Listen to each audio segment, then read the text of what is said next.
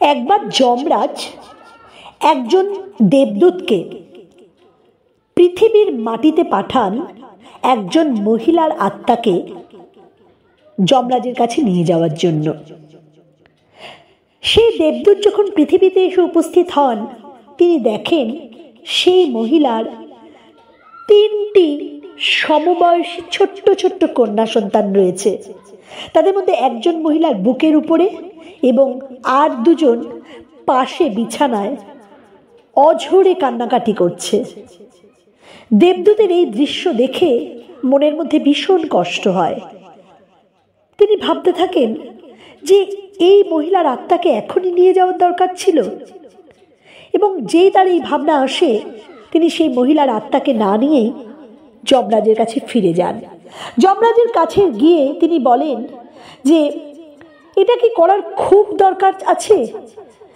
সেই বাচ্চাগুলো কিভাবে কাঁদছে, আমার পক্ষে এটা করা সম্ভব নয়।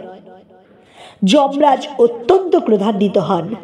তিনি বলেন, ভগবান কি বিচার করবেন এটা তুমি নির্ধারণ করবে? তোমাকে তোমার এই অন্যায় কাজের জন্য শাস্তি পেতে হবে। তোমাকে পৃথিবীর বুকে জন্মগ্রহণ করতে হবে, এবং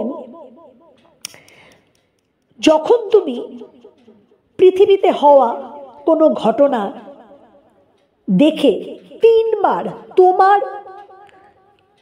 বোকামোর জন্য হাসবে, তখন তুমি আবার আমার কাছে ফিরে আসতে পারবে। এবার তার এই শাস্তি তো তাকে পেতেই হবে। পৃথিবীতে হঠাৎ করে দেখা যাচ্ছে যে একজন মুচি ছিলেন। তিনি ওই গ্রামের অত্যন্ত প্রসিদ্ধ মুচি ছিলেন। তিনি তার বাচ্চা এবং বউয়ের জন্য কিছু জামা কাপড় কিনতে যাচ্ছিলেন। রাস্তায় হঠাৎ করে তিনি একজন মানুষকে দেখতে পান।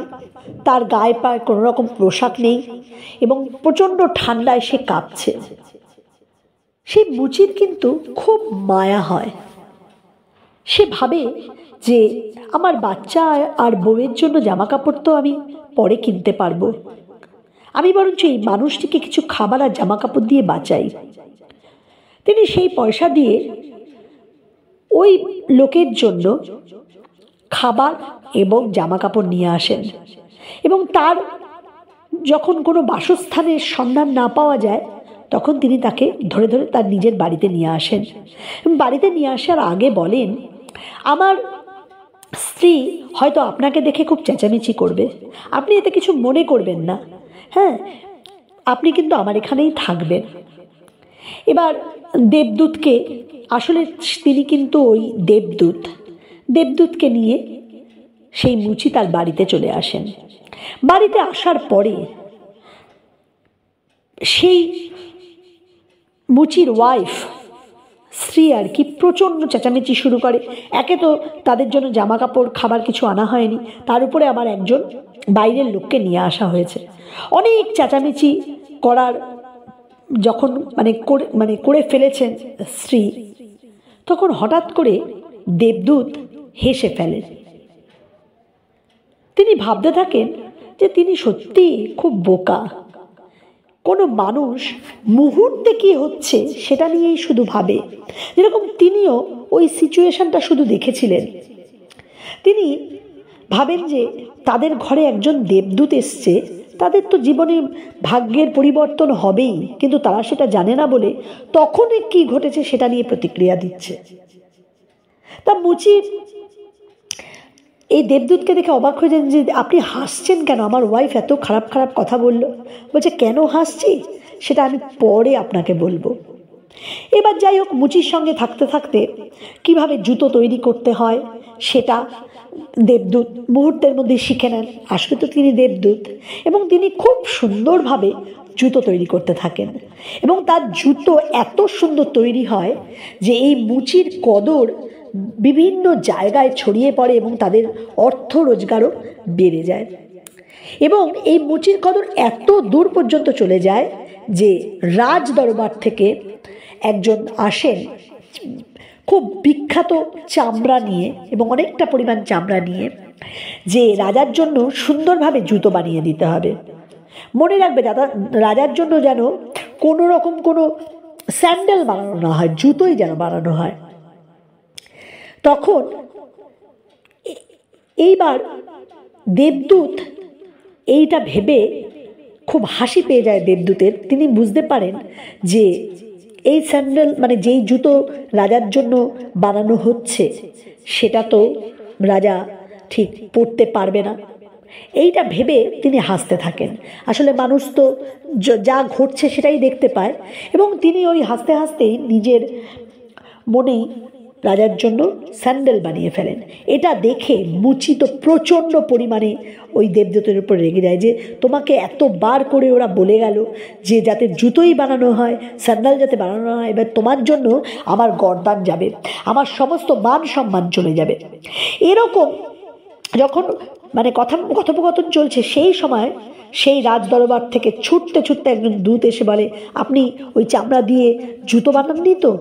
রাজা আর নেই আমাদের মধ্যে, রাজাকে স্যান্ডেল পরিয়ে রাজাকে শেষ বিদায় জানাতে হবে। তখন তো ওই মুচি তো হতচকিত হয়ে যান, এটা কি হচ্ছে ব্যাপারটা। এইবার ওই মুচির যে জুতোর যে শোরুম, সেই শোরুমে একদিন 3জন কম বয়সী মেয়ে এবং একজন বয়স্ক মহিলা আসেন। তাদের দেখেই দেবদূত এর অনেক কথা মনে পড়ে যায়, এবং দেবদূতের নিজের বোকামোর কথা মানে বুঝতে পেরে দেবদূত হাসতে শুরু করেন। আসলে কি হয়েছিল, দেবদূত যখন বয়স্ক মহিলার সঙ্গে কথা বলেন তখন বুঝতে পারেন যে কি হয়েছে। দেবদূত ওই মহিলাদের মানে যারা কম বয়সী 3জন এসছে এই জুতো তাদের দেখার জন্য, তাদের পরিচয় জানতে চাইলে এই বয়স্ক ভদ্রমহিলা বলেন, এদেরকে আমি সন্তানের মতো প্রতিপালন করেছি, আসলে আমি এদের বায়োলজিক্যাল মা নই। এদের মা যখন মারা যায় 3টে সন্তান এত কাঁদছিল, আর আমি নিঃসন্তান, আমি দেখে থাকতে পারিনি। ওদের 3জনকে আমার কাছে নিয়ে গিয়ে নিজের সন্তানের মতো বড় করেছি। এখন 3জনের বিয়ে হবে, তাই জন্য এদের জন্য জুতো পছন্দ করতে এখানে এসেছি। দেবদূত বুঝতে পারেন যে ভগবানের সবার জন্য নির্দিষ্ট প্ল্যান থাকে। আমাদের কোনো রকম কোনো কিছু দুশ্চিন্তা করার কোনো কারণই নেই। ভগবান 2 হাত বাড়িয়ে রেখেছেন আমাদেরকে রক্ষা করার জন্য। দেবদূত যেহেতু 3বার নিজের বোকামোর জন্য হেসে ফেলেছেন, দেবদূত তো যমরাজের কাছে ফিরে যান। বন্ধুরা, এই গল্প আমাদেরকে কি শিক্ষা দেয়? যে আমাদের জীবনে আমাদের পরম সৃষ্টিকর্তা ভগবানের আমাদের জন্য নির্দিষ্ট পরিকল্পনা আছে। আমাদের কাজ শুধু নিজেদের কর্মটুকু করে যাওয়া, তাহলেই আমরা আমাদের জীবনে অনেক দূর পৌঁছতে পারবো। আর আমাদের রক্ষা করা, আমাদের জন্য কোন পথ ঠিক সেটা তো নির্ধারণ করবেন আমাদের পরম করুণাময় ঈশ্বর। ভালো থেকো বন্ধুরা, দেখা হবে পরের ভিডিওতে।